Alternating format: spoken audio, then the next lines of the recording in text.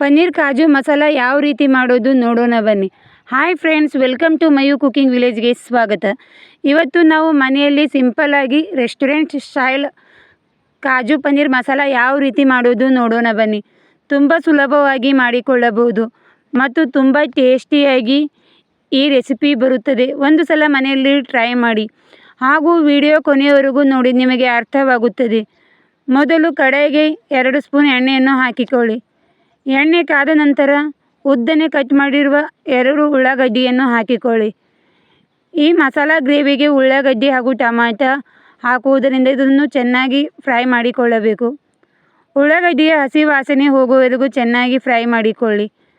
ಹಸಿ ವಾಸನೆ ಹೋದ ನಂತರ ಇದಕ್ಕೆ ಮೊದಲೇ ಕಟ್ ಮಾಡಿರುವ 2 ಟೊಮೆಟೊ ಹಣ್ಣನ್ನು ಹಾಕಿಕೊಳ್ಳಿ. ಟೊಮೆಟೊ ಹಣ್ಣು ಹಾಗೂ ಉಳ್ಳಾಗಡ್ಡಿಯನ್ನು ಚೆನ್ನಾಗಿ ಫ್ರೈ ಮಾಡಿಕೊಳ್ಳಬೇಕು. ಎಷ್ಟು ಚೆನ್ನಾಗಿ ನಾವು ಇಲ್ಲಿ ಬಾಡಿಸಿಕೊಳ್ಳುತ್ತೇವೆ ಗ್ರೇವಿ ಅಷ್ಟು ಚೆನ್ನಾಗಿ ಬರುತ್ತದೆ. ಸುಮಾರು 2 ನಿಮಿಷ ಇದನ್ನು ಚೆನ್ನಾಗಿ ಫ್ರೈ ಮಾಡಿಕೊಳ್ಳಿ. ಇದಕ್ಕೆ 8 ರಿಂದ 10 ಕಾಜುವನ್ನು ಹಾಕಿ ಮುಚ್ಚಳ ಮುಚ್ಚಿ 2 ನಿಮಿಷ ಬೇಯಿಸಿಕೊಳ್ಳಿ. ಇದು ಚೆನ್ನಾಗಿ ಬೆಂದಿರಬೇಕು. ನೋಡಿ ಎಷ್ಟು ಚೆನ್ನಾಗಿ ಬೆಂದಿದೆ. ಇದೇ ರೀತಿ ಟೊಮೆಟೊ, ಕಾಜು ಹಾಗೂ ಉಳ್ಳಾಗಡ್ಡಿಯನ್ನು ಬೇಯಿಸಿಕೊಳ್ಳಿ. ಇದು ತಣ್ಣಗಾದಲು ರುಬ್ಬಿಕೊಳ್ಳಬೇಕು. ಅದಕ್ಕೋಸ್ಕರ ಚೆನ್ನಾಗಿ ಮೊದಲೇ ಫ್ರೈ ಮಾಡಿ ಇಟ್ಟುಕೊಳ್ಳಿ. ತಣ್ಣಗಾಗಲು ಬಿಡಿ. ಇನ್ನೊಂದು ಕಡೆಗೆ ಸ್ವಲ್ಪ ಎಣ್ಣೆಯನ್ನು ಹಾಕಿಕೊಳ್ಳಿ, ಕಾಯಲು ಬಿಡಿ. ಅದಕ್ಕೆ 1 ಕಪ್ ಕಾಜು ಹಾಗೂ ಮೊದಲೇ ಮಾಡಿರುವ ಪನ್ನೀರನ್ನು ಹಾಕಿಕೊಳ್ಳಬೇಕು.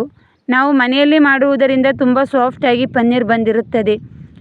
ನಿಮಗೆ ಪನ್ನೀರ್ ರೆಸಿಪಿ ಬೇಕಾದರೆ ನನ್ನ ವಿಡಿಯೋದಲ್ಲಿದೆ, ಹೋಗಿ ನೋಡಿಕೊಳ್ಳಿ.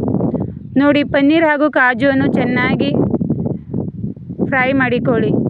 ಸ್ವಲ್ಪ ಎಣ್ಣೆ ಹಾಕಿ ಫ್ರೈ ಮಾಡುವುದರಿಂದ ಸ್ವಲ್ಪನೂ ಕಡೆಗೆ ಅಂಟುವುದಿಲ್ಲ. ಇನ್ನೊಂದು ಕಡೆಗೆ 4 ಸ್ಪೂನ್ ಎಣ್ಣೆಯನ್ನು ಹಾಕಿಕೊಳ್ಳಿ.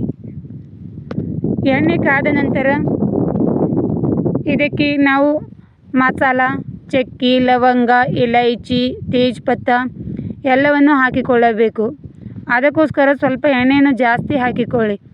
ನೋಡಿ, ಮೊದಲು ಚಕ್ಕೆಯನ್ನು ಹಾಕಿಕೊಳ್ಳಿ. ಚಕ್ಕೆ ಹಾಕಿದ ನಂತರ 2 ಇಲೈಚಿ, 4 ರಿಂದ 5 ಲವಂಗ, 2 ರಿಂದ 3 ಪಲಾವ್ ಎಲೆಯನ್ನು ಹಾಕಿಕೊಳ್ಳಿ. ಇದಕ್ಕೆ 1 ಸ್ಪೂನ್ ಜೀರಿಗೆಯನ್ನು ಹಾಕಿ. ಜೀರಿಗೆ ಹಾಕಿದ ನಂತರ 1 ಸ್ಪೂನ್ ಶುಂಠಿ ಬೆಳ್ಳುಳ್ಳಿ ಪೇಸ್ಟನ್ನು ಹಾಕಿಕೊಳ್ಳಿ. ಶುಂಠಿ ಪೇಸ್ಟನ್ನು ಚೆನ್ನಾಗಿ ಫ್ರೈ ಮಾಡಿಕೊಳ್ಳಬೇಕು.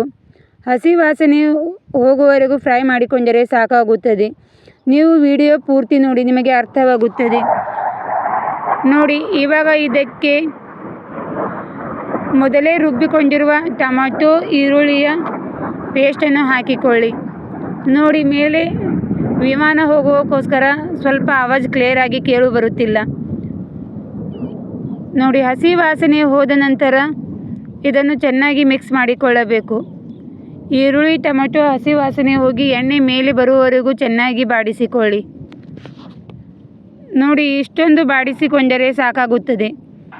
ಇದಕ್ಕೆ ಮೊದಲು ಅರ್ಧ ಸ್ಪೂನ್ ಅರಿಶಿಣ ಪುಡಿ, 2 ಸ್ಪೂನ್ ಖಾರದ ಪುಡಿ ಹಾಕಿಕೊಳ್ಳಿ. ನಿಮಗೆ ಖಾರ ನೋಡಿಕೊಂಡು ಹಾಕಿಕೊಳ್ಳಿ.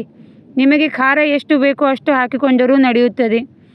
ಇವಾಗ ಅರ್ಧ ಸ್ಪೂನ್ ಗರಂ ಮಸಾಲ, ಅರ್ಧ ಸ್ಪೂನ್ ಧನಿಯಾ ಪುಡಿ ಹಾಕಿ ಈ ಮಸಾಲೆಯ ಹಸಿ ವಾಸನೆ ಹೋಗುವವರೆಗೂ ಚೆನ್ನಾಗಿ ಮಿಕ್ಸ್ ಮಾಡಿಕೊಳ್ಳಿ. ನೋಡಿ, ಎಷ್ಟು ಚೆನ್ನಾಗಿ ಬರ್ತಾ ಇದೆ. ಇದೇ ರೀತಿ ನೀವು ಮನೆಯಲ್ಲಿ ಸುಲಭವಾಗಿ ಮಾಡಿಕೊಳ್ಳಬಹುದು. ರೆಸ್ಟೋರೆಂಟ್ನಲ್ಲಿ ಯಾವ ರೀತಿ ಬರುತ್ತದೆ ಅದೇ ರೀತಿ ಮಾಡಿಕೊಳ್ಳಬಹುದು. ಮಿಕ್ಸರ್ ಜಾರ್ನಲ್ಲಿ ಸ್ವಲ್ಪ ನೀರನ್ನು ಹಾಕಿಕೊಂಡು ಅದನ್ನು ಇದೇ ಕಡೆಗೆ ಹಾಕಿಕೊಳ್ಳಿ. ನಿಮಗೆ ಗ್ರೇವಿ ಯಾವ ರೀತಿ ಬೇಕು ಅಷ್ಟೊಂದು ನೀರನ್ನು ಹಾಕಿ ಚೆನ್ನಾಗಿ ಮಿಕ್ಸ್ ಮಾಡಿಕೊಳ್ಳಿ. ಮುಚ್ಚಳ ಮುಚ್ಚಿ ಸುಮಾರು 2 ನಿಮಿಷ ಬೇಯಿಸಿಕೊಳ್ಳಿ. ನಂತರ 1 ಸ್ಪೂನ್ ಕಸೂರಿ ಮೇಥಿಯನ್ನು ಹಾಕಿ ಮಿಕ್ಸ್ ಮಾಡಿಕೊಳ್ಳಿ. ನೋಡಿ, ಇದೇ ರೀತಿ ನೀವು ಸ್ಟೆಪ್ ಬೈ ಸ್ಟೆಪ್ ಮಾಡಿಕೊಂಡರೆ ತುಂಬ ಟೇಸ್ಟಿಯಾಗಿ ಮನೆಯಲ್ಲಿ ಕಾಜು ಪನ್ನೀರ್ ಮಸಾಲ ಮಾಡಿಕೊಳ್ಳಬಹುದು. ನೋಡಿ, ಇವಾಗ ಸ್ವಲ್ಪ ಸಬ್ಜಿ ಮಸಾಲವನ್ನು ಹಾಕಿಕೊಂಡು 2 ನಿಮಿಷ ಬೇಯಿಸಿಕೊಳ್ಳಿ. ನೋಡಿ, ಎಷ್ಟು ಚೆನ್ನಾಗಿ ಎಣ್ಣೆ ಮೇಲೆ ಬರ್ತಾ ಇದೆ. ಇವಾಗ ಇದಕ್ಕೆ ಮೊದಲೇ ಹುರಿದುಕೊಂಡಿರುವ ಪನ್ನೀರ್ ಹಾಗೂ ಕಾಜುವನ್ನು ಹಾಕಿಕೊಳ್ಳಿ. ತುಂಬ ಸಾಫ್ಟಾಗಿ ಟೇಸ್ಟಿಯಾಗಿ ಈ ಪನ್ನೀರ್ ಮನೆಯಲ್ಲಿ ರೆಡಿಯಾಗುತ್ತದೆ. ನೋಡಿ, ಈ ರೀತಿ ಹಾಕಿದ ನಂತರ ಎಲ್ಲವನ್ನು ಚೆನ್ನಾಗಿ ಇನ್ನೊಂದು ಸಲ ಮಿಕ್ಸ್ ಮಾಡಿಕೊಳ್ಳಿ. ಇದಕ್ಕೆ ಇವಾಗ ಏನು ಹಾಕೋ ಅವಶ್ಯಕತೆ ಇರುವುದಿಲ್ಲ. ಸ್ವಲ್ಪ ಹೊತ್ತು ಹೀಗೆ ಕುದಿಯಲು ಬಿಡಿ. ಕುದಿಯುತ್ತಿರುವ ಈ ಪನ್ನೀರ್ ಮಸಾಲಕ್ಕೆ 3 ಸ್ಪೂನ್ ಫ್ರೆಶ್ ಕ್ರೀಮನ್ನು ಹಾಕಿಕೊಳ್ಳಿ. ಫ್ರೆಶ್ ಕ್ರೀಮ್ ಹಾಕುವುದರಿಂದ ತುಂಬ ರುಚಿಯಾಗಿ ಬರುತ್ತದೆ. ನಿಮ್ಮ ಹತ್ರ ಫ್ರೆಶ್ ಕ್ರೀಮ್ ಇಲ್ಲ ಅಂದರೆ ಹಾಲಿನ ಕೆನೆಯನ್ನು ಒಂದು ಸಲ ಮಿಕ್ಸಿಯಲ್ಲಿ ರುಬ್ಬಿಕೊಳ್ಳಿ. ಅದೇ ಕ್ರೀಮ್ ರೆಡಿಯಾಗುತ್ತದೆ. ನೋಡಿ, ಕ್ರೀಮ್ ಹಾಕಿದ ನಂತರ ಮುಚ್ಚಳ ಮುಚ್ಚಿ ಸುಮಾರು 2 ನಿಮಿಷ ಮತ್ತೆ ಬೇಯಿಸಿಕೊಳ್ಳಿ. ಇವಾಗ ಗ್ರೇವಿ ತುಂಬ ಟೇಸ್ಟಿಯಾಗಿ ರಿಚ್ಚಾಗಿ ಬರಬೇಕನ್ನೋಕ್ಕೋಸ್ಕರ ಒಂದು ಪನ್ನೀರ್ ಹೋಳನ್ನು ಗ್ರೇಟ್ ಮಾಡಿ ಹಾಕಿಕೊಳ್ಳಿ. ನಾನು ತೋರಿಸುವ ಹಾಗೆ ಹಾಕಿಕೊಂಡರೆ ತುಂಬ ಗಟ್ಟಿಯಾಗಿ ಹಾಗೂ ತುಂಬ ಟೇಸ್ಟಿಯಾಗಿ ಈ ಗ್ರೇವಿ ಬರುತ್ತದೆ. ನೋಡಿ ಎಷ್ಟು ಚೆನ್ನಾಗಿ ಬಂದಿದೆ. ಇದೇ ರೀತಿ ನೀವು ಒಂದು ಸಲ ಟ್ರೈ ಮಾಡಿಕೊಳ್ಳಿ ಹಾಗೂ ತುಂಬ ಟೇಸ್ಟಿಯಾಗಿ ಬರುತ್ತದೆ.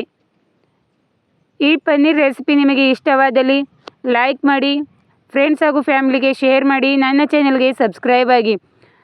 ಈ ಮಸಾಲ ರೆಡಿ ಆದ ನಂತರ ಇದಕ್ಕೆ ಸ್ವಲ್ಪ ಕೊತ್ತಂಬರಿ ಸೊಪ್ಪನ್ನು ಹಾಕಿಕೊಂಡು ಚೆನ್ನಾಗಿ ಮಿಕ್ಸ್ ಮಾಡಿಕೊಳ್ಳಿ.